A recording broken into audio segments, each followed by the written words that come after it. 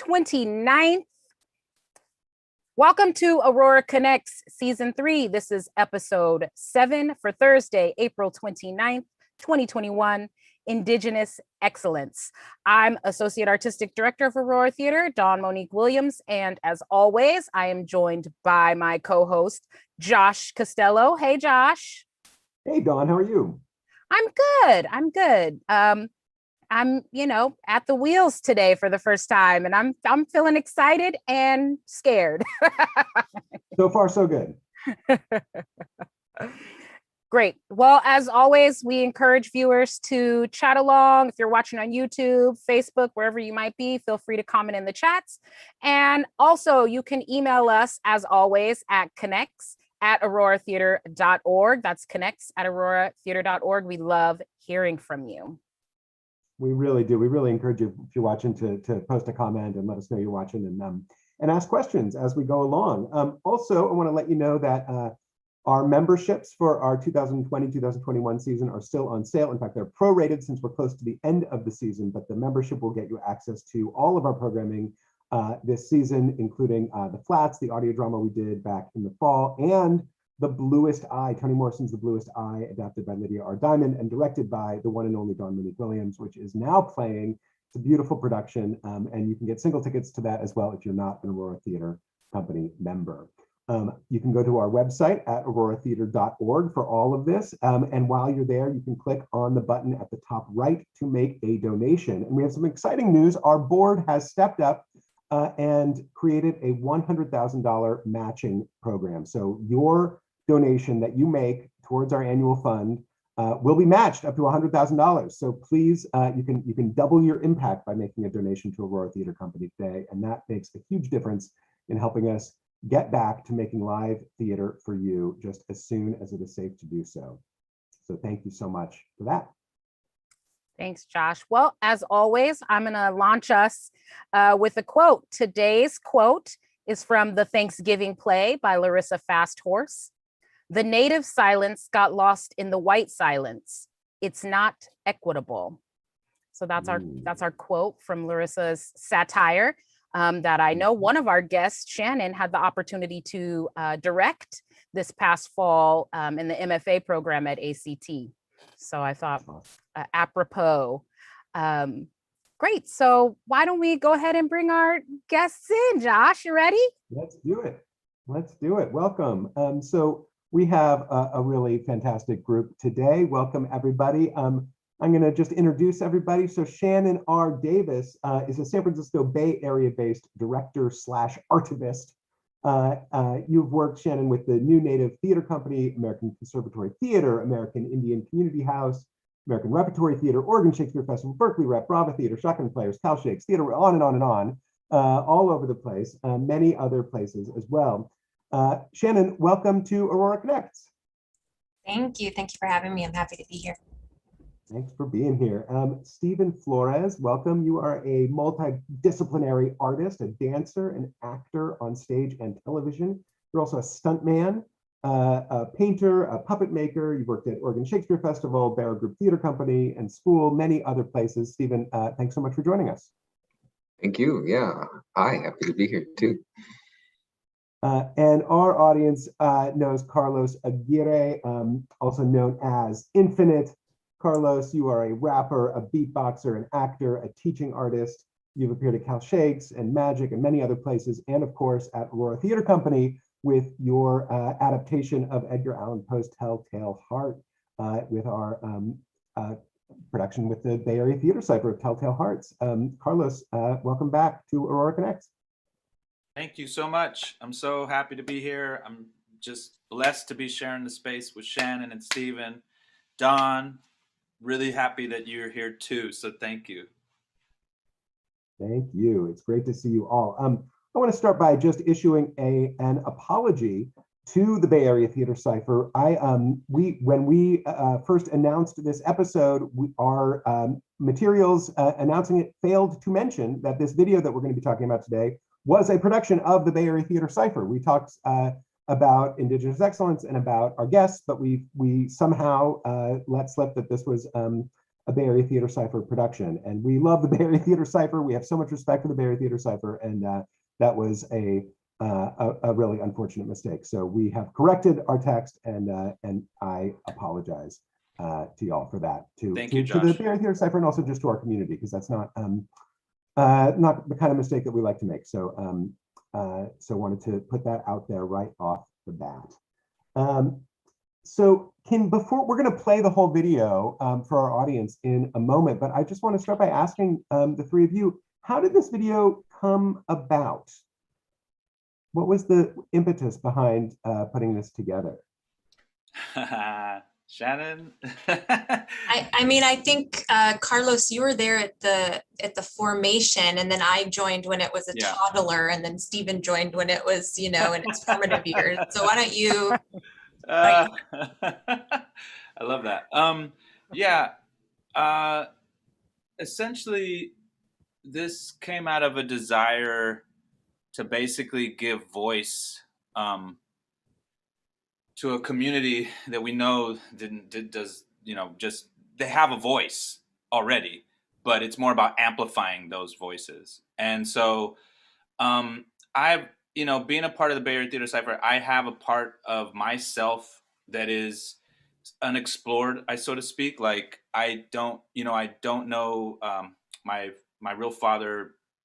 The lineage of that is gone because I never met my real father, and I don't know my real father. So I have this sort of mystery. I know my mother's from Mexico, and I have indigenous Mexican roots, but like going deeper back, I feel like there's some sort of connection to native culture. And so I just had to explore what that was for myself and talk about that. And I think just in doing that, I knew that we needed to make this, Phil and Dan's purpose for the Bay Area Theater Cipher is to make sure that folks that have important things to say are being uplifted. And we knew that this community has important things to say. And so I start with myself because being inside of the piece, I knew that I had to bring all of the truth to it, not act like I knew everything about being Native, because it's more about this broken sort of lineage that is purposefully made so that I don't know what my roots are, so that I have to do the work. I have to do the work. I'm the one that has to figure it out. And that's kind of where that sort of lands for me. But I digress. For me personally, I just feel like we knew that once we had these pieces in place, who are we going to bring in? That was like the next thing. Like, that's what the Bay Area Theater Cipher is all about, collaboration and bringing other artists in. So Shannon, we knew we could reach out to Shannon. I've worked with Shannon before. We're actually homies. We know each other from both working and from personal conversations. And so I just knew that we had to put it in somebody's hands that's not just our own, so that we could have that perspective, and then also get closer to Native roots and get closer to like the understanding of the culture around how to speak about the work. And that's what Shannon really sort of helped with, which was like understanding around that. And that's what's so special about Native culture is that, and just Native American, just the whole vibe. I call it a vibe, but really it's way deeper than that. But for me, it's about being supremely honest. And that's why I was like, we got to do this. We have to have it to someone who can be supremely honest with us about what we're doing right and what we can work on, and also honest with themselves. Shannon's real. She'll be like, okay, this is what I know. This is what I don't know. Let me reach out. And so she reaches out to other people too. So Shannon, you could take it from here. Yeah, I love that you all birthed this idea and invited me in. I know Dan was really passionate, and Phil as well, about doing an Indigenous piece or a Native piece, which whenever I hear that and I don't hear a lot of ideas around it, I get a little sus, right? I'm like, why? Why do you want to do this? And why are you calling me? Like, I'm pretty phenotypically white. Like, are we giving the Browner sisters a chance? So like I always walk through these series of questions. and to my delight, y'all were just wanting to explore. And that's really what I wanted to do as well. And it sounded like a fun project, and I know you all, so you're awesome.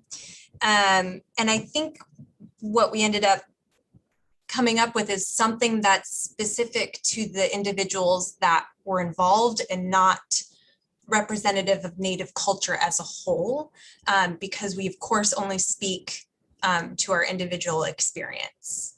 And so then I knew from there when you brought me in that I wanted my favorite people on the project too. and Stephen is one of those people. Stephen, was there anything you wanted to add about the process? Oh yeah, yeah. You reached out to me, and you know, I as well was like, what's going on? And like that of this video collaboration that wanted to happen and have a being like a discovery of one's roots, and like in that there's a celebration with that, and that it has a healing purpose. So I was like, I'm in for that. And we were just collaborating with ideas, and I was like, well, while we have that going on and that going on, why don't I know that I can contribute by doing this. You know, it's like, I think originally they wanted me to spit a verse, and I definitely I do some poetry, but I have not earned what Carlos is like is like, I'm like, you know, so I was like, tell you what I can do. I can interpret some of these messages through a movement of a feeling, you know. So we have the lyrical expression, we have the directorial expression, we have words, poetry, and then how can we communicate that without words, you know, movement. So that's what I had to offer, and that, you know, made me think about my own journey as well. You know, we've all have this journey, and it definitely blessing of the times that we have now the freedom to feel free enough to explore these things. And there is a lot of ancestors and descendants that have from the effects of like what we've been through in America, a taking away and a forgetting, a force to forget. And so this was being a remembrance, and like Carlos was saying, like doing the work to find your way back to claim you, that we are not white people. We're not like, you know, others. We have been othered, but now we are finding our place much better than some of us have had. So yeah, I was like, I'm down for this. This sounds really cool. You know, I got Carlos on the beats and spitting out, Shannon's directing. I was like, I want in. So Nice.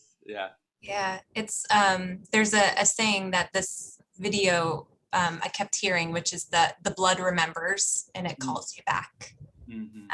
And I think that's true for everyone, not just Indigenous folks. We're all looking for that way back to something tangible. That's a perfect segue into the video. Yeah, let's watch. That's why she's the director. They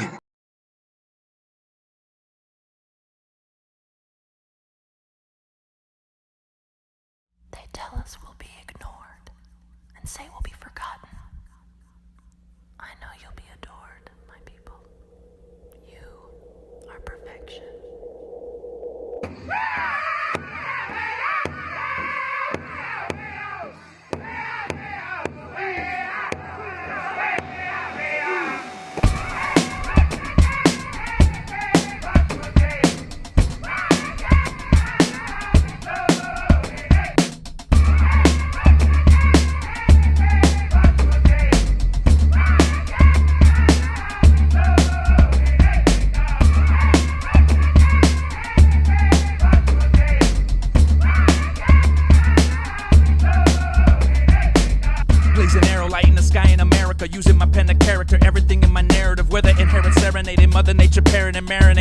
ceremony. 7 general care for me. I'm prepared, my people came with the territory. Light the path with the prayer like a flare in the air, homie. A rare moment, seen it come in the clairvoyant. Brought a mirror to the circle, now it got a glare on it. We a rarity when we win in this air, buddy. I want all the smoke to clear the air and then wear it on me. About all my folks, the spirit carry like pheromones. Drum phenomenal, what you hearing, pierce your earphones. Image defendant, interdependent, traditional methods to pick up the elders who give us the medicine. Ever since all of your efforts is evident, we've been on the precipice, witnesses indigenous excellence.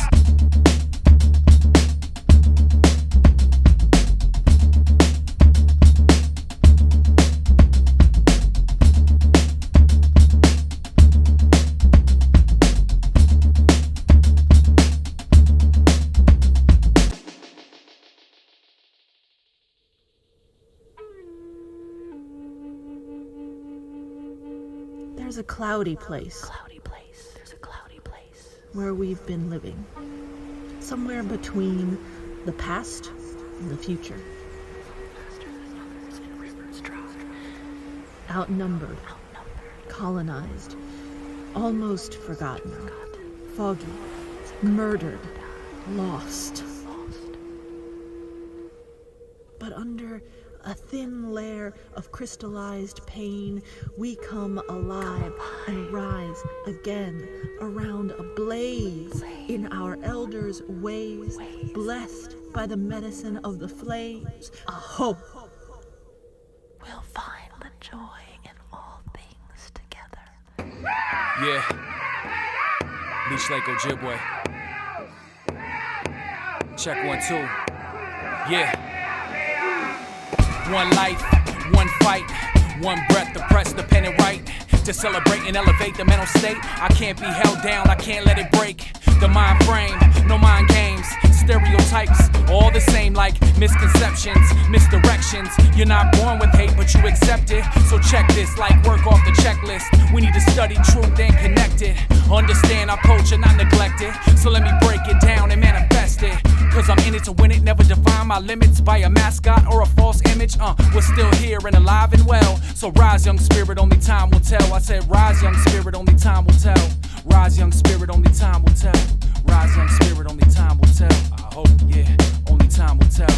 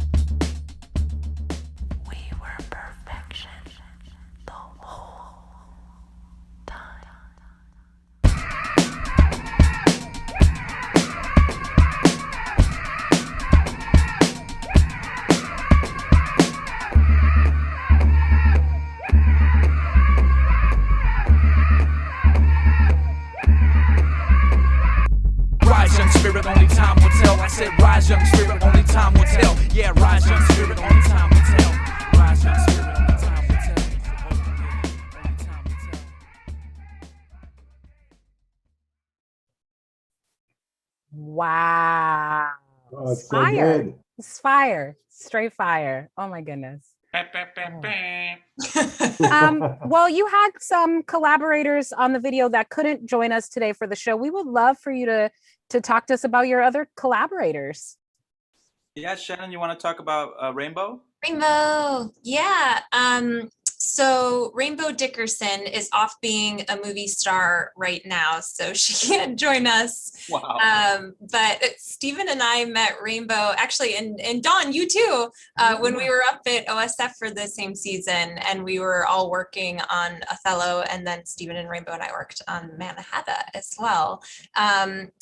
She's thebomb.com.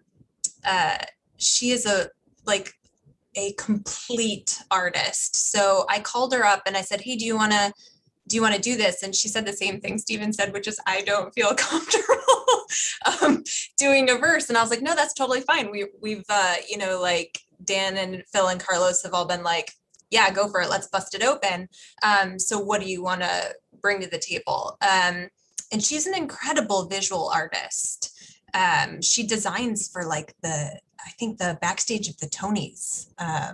So she does cool things. And she was like, I'd really like to shoot some things for you all to shoot some shots of me doing like everyday things. And then collaborate with you and Stephen on writing a poem that I can speak. So that's what she ended up bringing to the table. And as you can see, she's fabulous. And some of those epic, like beautiful shots were hers, all the shoe tapping in the ocean and all of that. Yeah, amazing. That was just, we didn't know what was good. We didn't know that was really going to be there. I mean, I made the music, so I knew that I knew that it was important to have some sort of space in there once we opened it up, that it wasn't going to be all rapping. So I made sure that the beat, I wanted to create two feels. You know, you have the two rap parts. And of course, the second part is my boy Caboose, who's incredible, Ron Wilson, an incredible artist I've met doing Gona, which is a gathering of Native Americans during the summer camps that we've done up north. And he's an incredible hip hop artist who's also a teaching artist. And so we had to bring him in. He's, oh my gosh, Ojibwe? Yeah, he's Ojibwe, same as me. Yeah. So yeah, exactly. So I know you guys connected on that. Yeah. So, and he's great, an incredible artist. And you know, as you can see, he just his soul just speaks through the screen. You can just see he's so authentic. But anyway, yeah, great guy. And I'm just blessed how it came out. What can I say? That's fire. That's fire. Also, we've mentioned Dan and Phil a few times, and that's Dan Wolf and Phil Wong, who is it fair to say they are the masterminds behind the Bay Area Theater Cipher?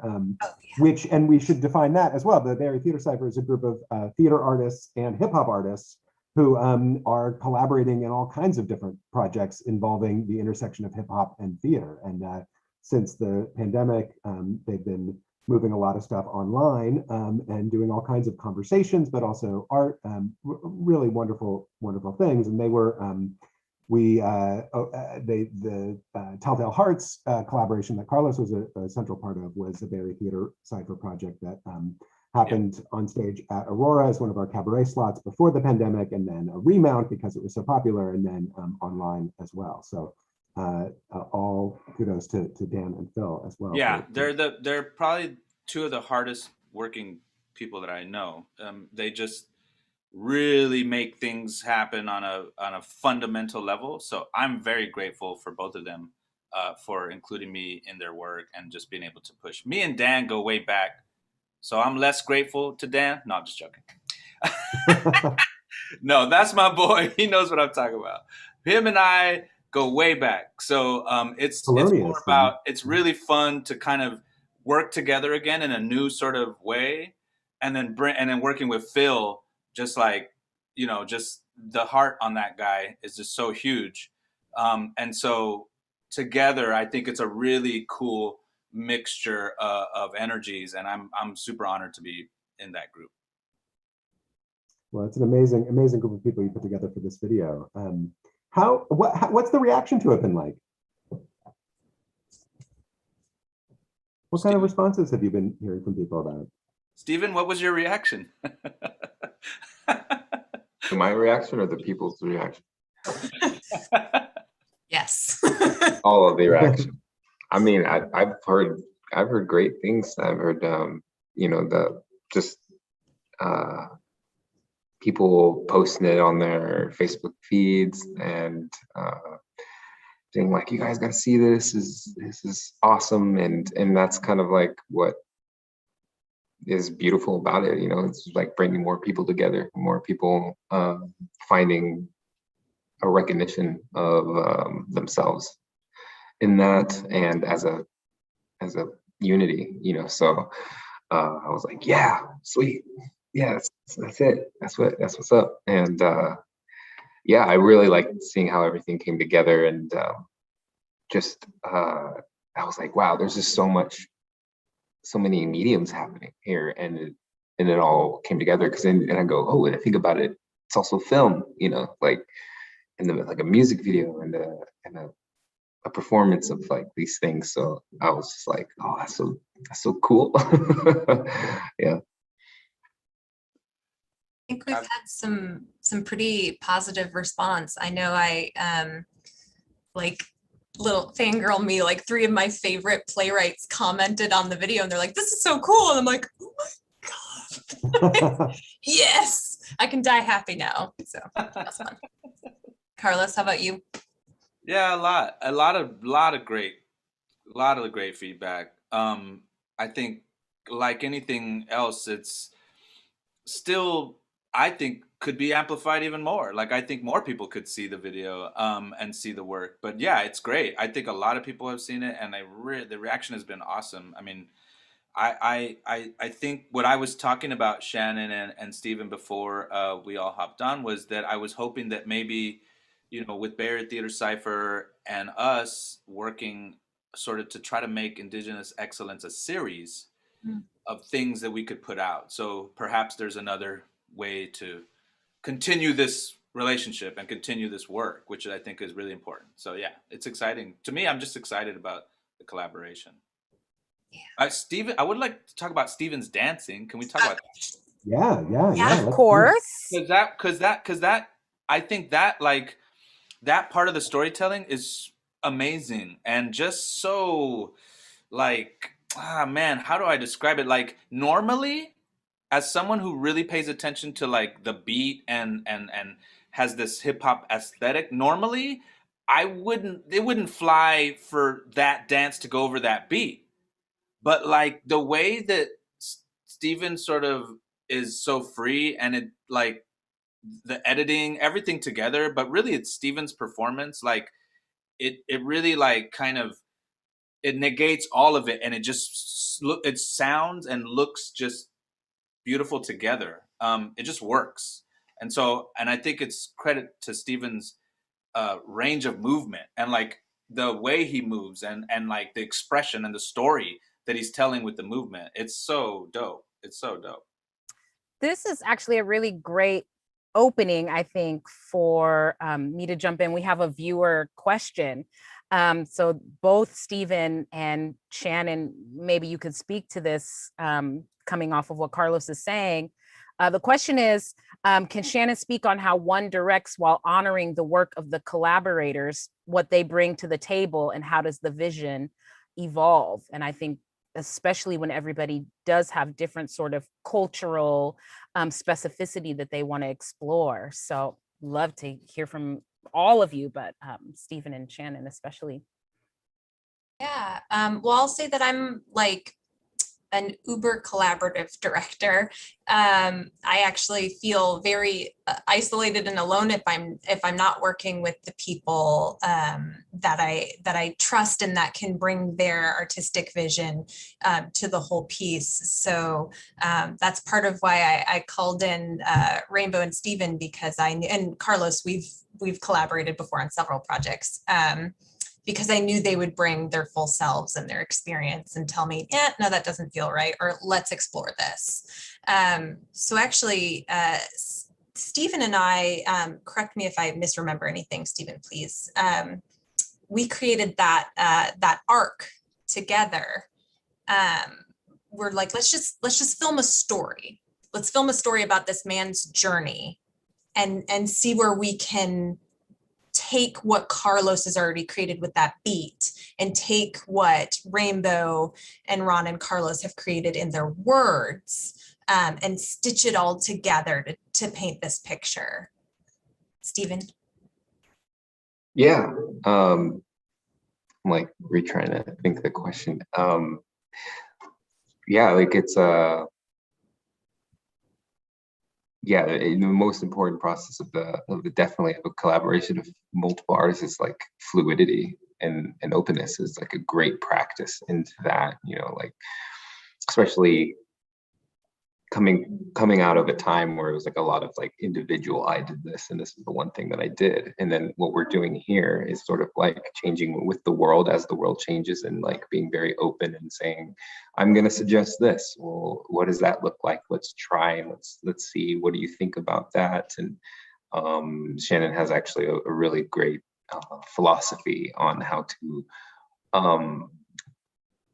want to say, positivize a suggestion process that is, saying like, what do we see here? What do we like? Okay, cool. Let's try that. And especially with the challenge of, definitely we were in a good thick part of the quarantine time, so there was a lot of sending video footage back and forth. Take time to watch over, make some suggestions, make some corrections, and do some more suggestions. Be like, oh, okay, well, let's try this, let's try that. And so it's just like, and the video goes this way, and the video goes this way, and this way, and this way, and that way. And then while, I guess you could say, while we were shooting it, it was like, okay, well, it was like, what do we do? Okay, well, let's let it come to us. Let's let it rise. Like, how do we feel right now? It's like, well, we're masked, we're constricted. It's like, well, that feeds into so many other things of making us feel silenced, restricted. How does that, okay, well, I don't like this feeling. What do we want to wear? And I'm like, man, I'm the kind of person who does not like waiting tables, so I'm gonna dress a waiter, like to being in service of someone you don't want to serve. How does that feel? How does that look? Okay, well, we're gonna start there. And then Shan's like, oh, well, what do we come over here, and what do you feel about that? And what's it you're doing here? What's your story there? And I'm just like, in a discussion, okay, well, let's listen to the mood, let's listen to Carlos's lyrics. Okay, like, cool, like the rising spirit, time, what is that? Time tell, what is it telling? So it's just like, and then doing something on the spot, and then having suggestions, and then going, okay, well, let me do this, let me do that, let's shoot this and this and that. And we're not going to have our hearts set on one decision. We're going to expand our heart and say, what do you think, Carlos? What do you think, Caboose? Well, I like this shot and this shot and this shot. I like that inspires me here and there.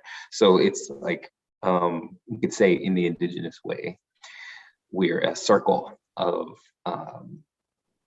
sharing, taking each of our turns to communicate what we think, what we desire, what we want to put in, and respectfully just listening, not with our own attachments to it. So that even allowed more expansion into things that, the way we shot that, it was like, there's things that we shot that ended up other places. It's like a puzzle piece that we, like family night, we were all together with these puzzle pieces, just putting them together. So I would say, if that answers your question. Yeah, I'm waiting for you to direct next, Stephen. That sounded awesome. Definitely.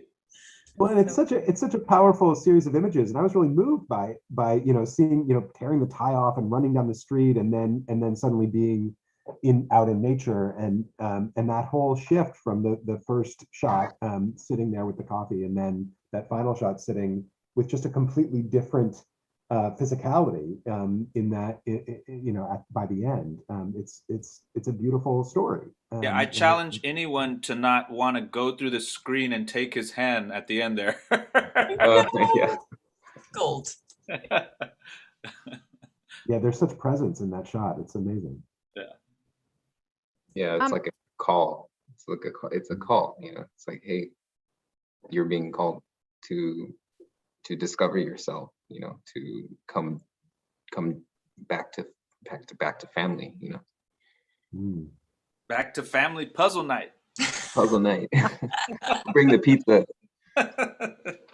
And I know that you are part of a coalition here in the Bay Area Native artists. Would you tell us a little bit about that group and what some of the challenges and opportunities Native artists are facing or have faced historically? Yeah, so I co-founded Bay Area Native Theater Artists, or BANTA, with Jeanette Harrison of Alter Theater. And Stephen, I know you're a member. Carlos, you're welcome to join. I'll send you an invite. But basically, we started the space as an affinity space to just talk about like the state of Native theater in the Bay and Indigenous theater in the Bay. And just to kind of have that coalition and affinity of just like, well, what are you experiencing? What are you experiencing? What do you want? What do you see that feels weird or could use some massaging, or what are you excited about? And from there, it's kind of grown, and we're realizing that even us natives in the Bay that thought we were acutely aware of everyone that was in our circle, we're finding that there are more and more people that hold this identity that we didn't know about, that are working, I'll say, on the outskirts of theater, performance art, dance, of course, is a part of theater, musicians, all these physical artists that are joining that group as well. And it's just been lovely to have a space to share audition opportunities, start conversations about problematic things that have come up, or again, just celebrating, like when we find out a Native show is coming to town and they're actually wanting to talk to us about like, hey, we're rolling up in here and we just wanted to say hi to the local folks, and then we can commune. Yeah. What are some of the, if you don't mind sharing, what are some of the themes that have come out of those conversations? There's a large one that I don't know is for the ears of a predominantly white audience at the moment, because I think our community is still figuring it out. So I'm going to lean away from the identity conversation that has been happening in our circle, which I think is a really big one. So just know that like that's an internal conversation we're having, and it's ours. And another one we talk about is authenticity a lot. And because everyone's experience is so different in Native culture, like how to represent or replicate or find authenticity when a predominantly white institution or an institution that's not a Native institution is presenting Native work, and who's invited in and who's not. Like I said, I get invited in, I think because of my light-skinned privilege. We'll never know exactly what all the reasons are. And I'm always wondering how I can challenge who gets invited in and who gets the gate closed on them. Those are things we talk about a lot. Stephen, you've been in a few of those. Yeah, I would say that I wouldn't say so much as issues that are happening right now, but issues that happened in the past before we were brought to this change that we are going through right now. So in order to heal as a people, and when I say people, I mean all the people, it's like, it's time we've had a talk, and people are going to bring up past grievances. So things haven't been done very well. So the issues I would say that are being brought up are things that, with diversity, equality, and of the like, and being mistreated in the arts and things like that. It's coming up and it's coming out. It's a healing process, and it's not going to happen overnight. It's not going to happen over maybe even a few years, but feel like we're in that beginning phase of being able to express our pain and express these things that have happened, and these things that are not only present but generational as well. We are the grandchildren of our grandparents, and they went through what they went through, and they gave that to our parents. Our parents have given it to us, and we're here to make it better. So, but we can't just forget everything and move on. We have to acknowledge the state of the world that we live in now, and that's kind of like the beauty of this whole reformation that's happening with theater. Shannon's one of the captains of the ship there to help navigate how we want to change these things and move forward with the theater that we want to do, how we want the new etiquette, the new money doesn't run everything, the new undoing of the structures that have harmed people. And so in order to know what exactly that is, we need to hear these stories. And so I feel like that's the process we're in right now, is discussing what happened and just listen. We're first before we start deciding like, okay, well, here's what we're gonna do. We're just gonna take it as it comes. And there's a lot of pain. So we have great forums for all, all the POC people, and we need to have these conversations. So I would just say that's like, it's the beautiful happening of finally voicing what went unvoiced. So, and having the ears to listen to it. Can I just piggyback on that real quick, because Stephen said something that's really, I think, important, is that we talked about this way, right? Like, work with Jerry Bruce, who's a big part of GONA, Gathering of Native Americans. She helps us with training. She's Native. I'm not sure exactly. I don't remember the tribe, but she's Native, and she's an incredible leader of people who, she educates a lot of people on how to work with Native students and how to like talk and speak use the right language, and be, sensitivity training, I guess you might, is that like, so that kind of sort of information. And, I remember one thing she told me. She said, if you're out there and, like, for instance, your kid is running around and you're out there scolding your kid and you're like hitting your kid, look, that's not our way. That is just not our way. And I remember that phrase that she said, and it stuck with me, that's not our way.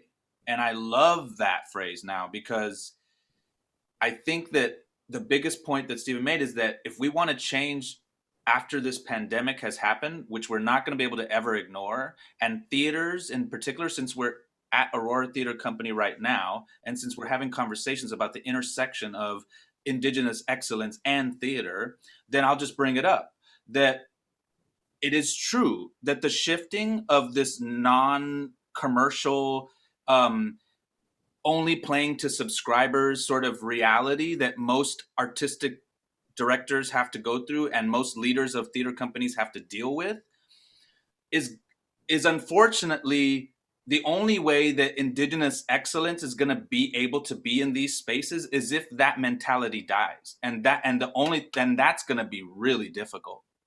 So I think what we have to do is start to look at that structure and figure out how can we slowly, because it's going to be really hard for our artistic directors and theater companies to be like, you know what, you're right.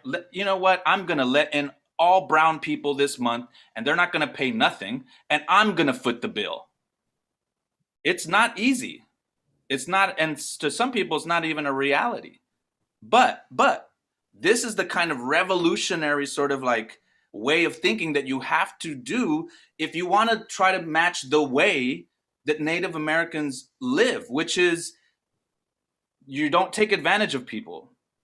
You are honest.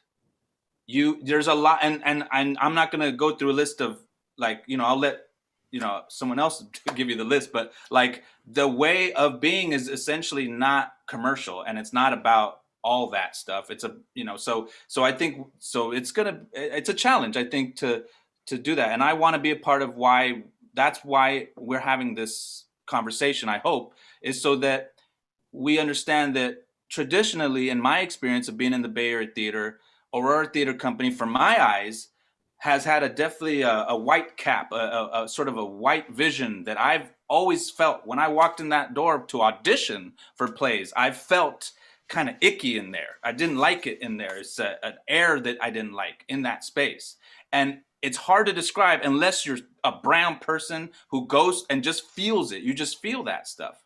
And so I think that what's important about what Josh Costello has done coming into the space is at least looked at it, because that's something that we had to do. When I sat down with Josh, I was like, will you look at this? And I have to say that Josh has looked at it, and it's a there's a lot to look at. Yeah.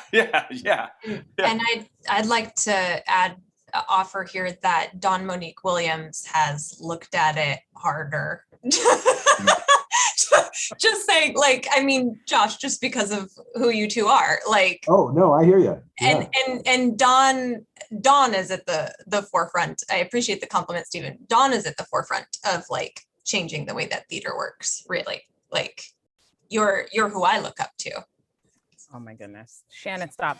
Because I run around here quoting you, talking about, yeah, we have to be in right relationship. We have to be in right relationship. That is lifted directly from you, Miss Shannon. But I've been very grateful to get to share time and space with you, which makes me think, you know, OSF just re-released Manahata for streaming. I mean, I think it's going away now, but I had the opportunity to share that with my students. I'm teaching a class on race and performance, and realizing that the quality of education, at least perhaps in California, surrounding Native history, Native issues, hasn't really changed. Because my students still lacked a lot of knowledge. And then we went to a session where Karina Gold was speaking. And my students then were like, you know, they still do that mission project in 4th grade. Like, you still have to do that. And so I just, you know, I wonder what we all could be doing to be better advocates for really getting the correct information out and in the public. And Josh and I have had many conversations about this, and we look forward to speaking with Karina in a couple weeks as well. I don't know if you have any thoughts on that. And I'm sure people come to you all the time, like, what can I do? And so I don't want to lay that burden at your feet, but I mean, what would you love to see happen in our community to start to be on the road towards right relationship? Well, so I would start by saying that I am a visitor to California. My people aren't from here. And so, like many of us, I don't know the truth and history of this place, and am learning right alongside you all. I know pretty well back in my homeland of Wisconsin, but here I am a foreigner. So for me, it's about connecting to the Ohlone community that I know, and honestly asking permission when even I do something as a Native woman on their land. So like, rest assured, I was talking to my friend at Canyon Consulting about when we were making this piece. I'm usually sending, when people ask me what they can do in terms of specifically being here in the Bay Area, I point them towards Greg Castro or Canyon or Karina, because those are the people that hold the sacred knowledge of the Ohlone people. And then there's also some Miwok people up here that you can learn more from. There are also a few organizations that will give you information if you sign up for like their newsletters. They will talk to you about the shell mounds, which had a very unfortunate headline last week, which I will leave you to research yourself. But the West Berkeley shell mounds, it's not looking so hot, and that is a sacred site to the Ohlone people. So yeah, it's just about signing up for those newsletters. If you have the means and want to bring someone into your institution, talking to the Ohlone consultants that do that work, asking permission if you're going to do something on their land that might not be in right relation with how they want to run things. And then doing your own homework. Like, there are so many good books and plays and articles about truth and honoring truth in history, because history was written by white men from their viewpoint. That's what we got taught. I didn't have to do the mission project in Wisconsin. We didn't have missions there. So Carlos and Stephen, I know y'all have a different experience. Yeah, my daughter did it last year. Yeah, about take away the mission project. Goodness, I remember doing that. It was just like, oh, to write this report and have to build this thing. Why? Like, It's horrible. It's horrible. Yeah, I mean, this is the thing. Like, we, this is just a pebble of a conversation. Like, you have to be willing to sit down and have the brevity and to listen, right? And I think it's really about listening. So yeah, I'm totally 100%. I mean, I have to learn. There's so much I have to learn. I have hesitancy because I'm still figuring out my own roots to my indigenous sort of my roots in general. And so I just want to be supportive, and I'm here and I'm ready to, like, I got the fire, but I just want to make sure that I'm also being respectful and that I'm understanding what I have like why I'm being called, because it does feel like that. And I need to understand it better before I go out here speaking like, oh, I'm a native artist and I'm this and that. That's why you don't see me like pushing that narrative all the time, every time I post something.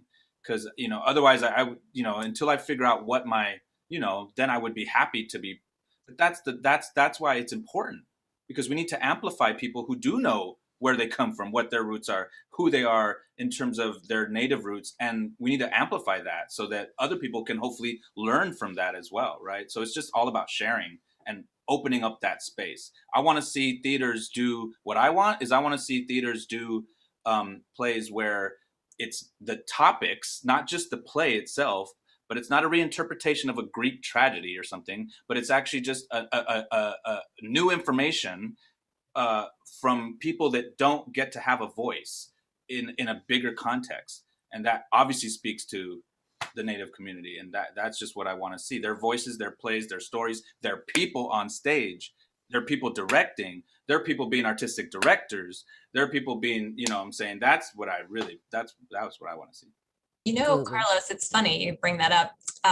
When I did a panel with Cal Shakes a few months ago, we did suggest a whole native season to Cal Shakes, knowing that probably wouldn't fly, but we started a petition and everything. But Eric Ting countered with, well, what about a whole native season with a bunch of theaters participating? Oh, Yes. Very exciting. That's exciting. There's certainly been a lot of talk. That's like a nice light bulb there. Collaborations happening since the pandemic in all kinds of ways between theaters, and that's really exciting. It's really exciting. We are going to shout out a couple of organizations at the end of the episode, but first I want to ask, what projects do you all have coming up that you want to get the word out about? What are you working on now? Shannon. Oh, what am I doing next? Men on Boats at Ohio University. And then an opera up at the Anchorage, in Alaska, Anchorage Opera Company about missing and murdered Indigenous women. More on that to come. Oh my I think that's what's next in the near future. Oh, and Braided, which we're forever working on because it was supposed to open right before the pandemic hit. So that's a project that Stephen and I are writers and I'm the director of. It's about Japanese internment, Native incarceration, and the generational trauma and joy that we share all braided together. Wow. Stephen. Yeah, well, that as well, and just wrapped a theater/film Zoom production called The Winter Bear by Perseverance Theater, directed by Ty Defoe of the Ojibwe people. And you can watch that now. It's streaming. If you look at perseverancetheater.com, you can definitely get a hold of that video. And that was a really creative, challenging process. We all used green screens. They had a fantastic editor to cut us all out. We were acting like with nothing so that we could be acting with each other in the screen. And there's also magical elements in it. I play wolf, and so we have our animal spirits in there. We have our it's for the with the Athabascan community in Alaska. So you should check that out. That's we were doing that. We're working on what Shannon mentioned there, If you look at Shannon's screen, you can see far in the back there's a puppet she's making. So I just want to make sure that I could call you out for that. We just working on a little video production. Yeah, I think that's awesome. So or that. What you got back there, Shannon? We're making well, I can't say yet, but you might see this in a theater in the next year. Just nice. Yeah. Nice. What about you, Carlos? Okay. All right. So I just released an album. Critical Minded is the name of my album. It's now streaming on all platforms. I have multiple music videos from that project dropping in the next month. So that's exciting. Tonight I'm doing the Bay Area Theater Cypher. We're actually about to hop on here in a second. Phantasmagoria, I want to make sure I get this right. Cutting Ball Theater's presentation, which is a collaboration between Bay Area Theater Cypher and Mugwampin. So this is like something that I'm just like super stoked to be a part of. And Skip the Needle is the band that played the music. So it's like it's just incredible. That's going to be a collaboration that's going to be dropping like tonight and moving through in the next couple of days. And then I have another EP coming out in the summer with a producer named Genesee.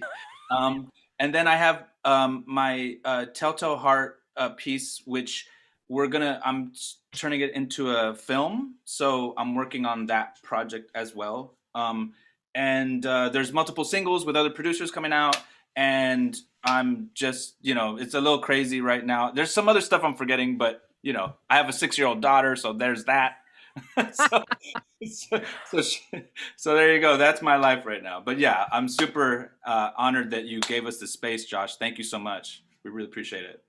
Oh, thank you so much. Thank you all so much. This was a fantastic conversation. I really, really appreciate you guys all coming on and sharing your knowledge with us. This was great. Yeah, thanks for hyping the video. Oh my goodness, that video is fire. Yes, let's get it out there. Let's go. Yes. 1 million views. Come on. YouTube, go.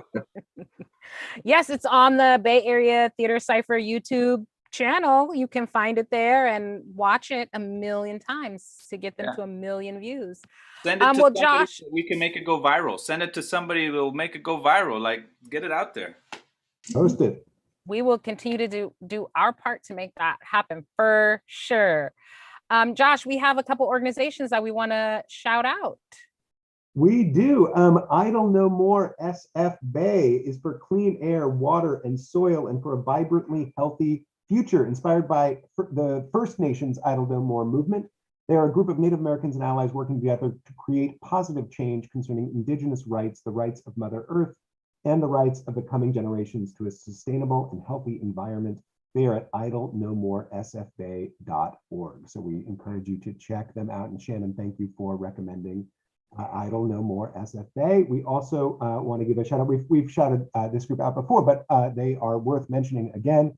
The Segorite Land Trust, which is an urban Indigenous women-led land trust that facilitates the return of Indigenous land to Indigenous people. Through the practices of rematriation, cultural revitalization, and land restoration, Segorite calls on Native and non-Native peoples to heal and transform the legacies of colonization, genocide, and patriarchy, and to do the work our ancestors and future generations are calling us to do. They are at segoritelandtrust.org. So we encourage you to check them out. Those are our advocacy groups for this week. Awesome. Well, thank you so much for joining us, and thanks to our guests. As always, you can reach us at connects@auroratheater.org. We love your comments and questions. We are already ideating on a season 4. So it is true that even as theaters start to open their doors, we want to still connect with you in this way. So please send us your thoughts, connects@auroratheater.org. And Josh, I think folks can still get Bluest Eye, right? They sure can. Go to auroratheater.org for our wonderful audio production of Toni Morrison's The Bluest Eye, directed by Monique Williams. You can also find out about our membership program there, and you can click the button at the top right to make a donation, which will now be matched up to $100,000 thanks to the generosity of our board. So please If you are feeling generous and want to help Aurora Theater out, that's how you can do it. We also, oh no, you go next, man. Wow, I'm completely off script I now, was Josh. jumping ahead. So all I was gonna say is about our next episode. Yeah, so our next episode, Thursday, May 13th at 5 p.m. And we are gonna talk about Aurora's 30th season, friends. We are just weeks away from a season announcement, and we hope you'll join us on the 13th for a conversation about what we're going to do for our 30th anniversary season. I'm so excited about that. And finally, we want to say a very sad goodbye to Amanda Mason, who has been behind the scenes for Aurora Connects for the last year plus since we've been doing this. She is our production manager. She is moving to Sacramento. Amanda, we will miss you. Dawn was running things today, but Amanda was there behind the scenes, making sure everything goes smoothly. And this is her last time with us on Aurora Connect. So Amanda, we miss you. We will miss you. And we're so grateful for everything that you have done for Aurora Theater Company.